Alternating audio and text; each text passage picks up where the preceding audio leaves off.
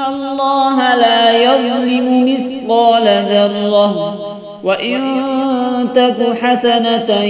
يضاعفها ويؤت من لدنه أجرا عظيما فكيف إذا جئنا من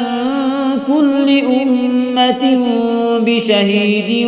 وجئنا بك على هؤلاء شهيدا يومئذ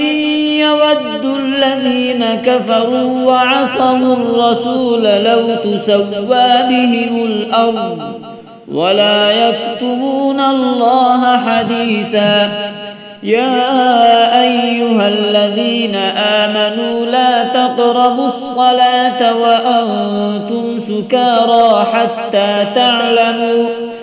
حتى تعلموا ما تقولون ولا جنبا إلا عابري سبيل حتى تغتسلوا وإن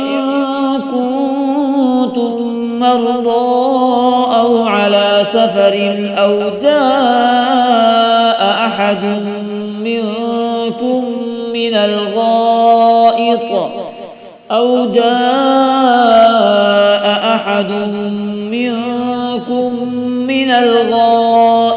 أو لامستم النساء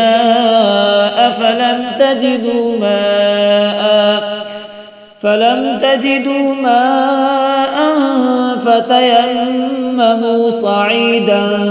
طيبا فامسحوا بوجوهكم وأيديكم إن الله كان عفوا غفورا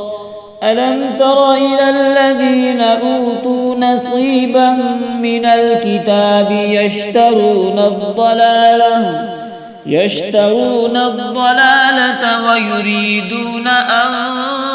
تضلوا السبيل والله أعلم بأعدائكم وكفى بالله وليا وكفى بالله نصيرا